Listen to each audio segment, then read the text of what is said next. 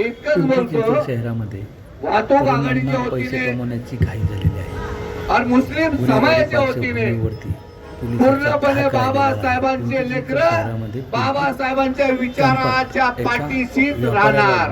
प्रकार समोर आला आणि दोन गोष्टी लक्षात ठेवा, मातंग समाजामध्ये आणि मोठ्या समाजामध्ये आपलं भांडण अजिबात नाही. जास्त घाई झालेली आहे.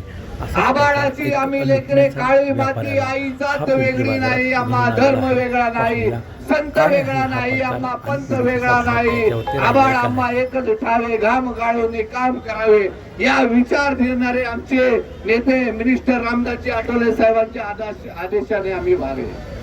आणि मिनिस्टर रामदासजी आठवले साहेब जेव्हा गोरगरिबावर अत्याचार होतात तेव्हा कधी एक समाज बघत नाही. कोणत्याही समाजावर अत्याचार झालं तर त्या ठिकाणी मिनिस्टर रामदासजी आठवले साहेबांचे कार्यकर्ते रस्त्यावर असतात. काल एक व्हिडिओ पाहिलं मी, त्या व्हिडिओ मध्ये आणि एक कार्यकर्ता बोलतो मिनिस्टर रामदासजी आठवले साहेब कार्यकर्त्यांना साथ देतात आणि एका बाजून सत्तेमध्ये आहे आणि त्यांचा राजीनामा घ्या. अरे राजीनामा घेणारे असे किती आले आणि किती गेले. मिनिस्टर रामदासजी आठवले साहेब या देशामधला एकमेव नेता आणि सगळ्यांचा बाप आहे. आणि या ठिकाणी आमचा दलित समाज आणि मातंग समाज पूर्वी बी भाव होता, आज बी भाव आहे, ह्याच्या पुढे भावासारखंच राहणार.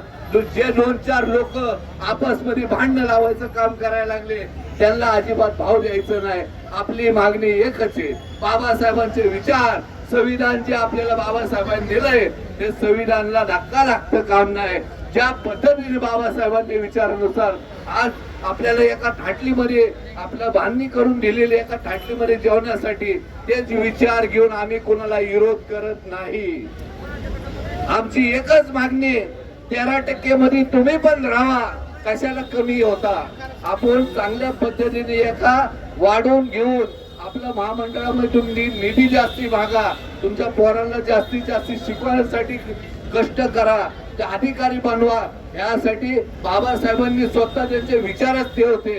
बाबासाहेबांनी कधी स्वतःच पाहिलं असतं तर अनेक लोक राजा महाराजा बघितले असत, तसे बाबासाहेब नाही. बाबासाहेबांनी आज आपण रस्त्यावर आहे, आज आपण जगतोय फक्त डॉक्टर बाबासाहेब आंबेडकर साहेबांसाठी जगतोय.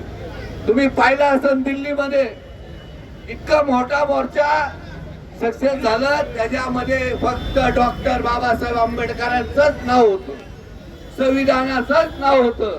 त्यासाठी आपल्याला जास्ती काय नाही बोलता, एकच बोलतो, आमचे नेते मिनिस्टर रामदासजी आठवले साहेबांचे सगळे कार्यकर्ते रस्त्यावर आहे आणि उद्या राहणार. उपवर्गीकरण रद्द बोलायला संधी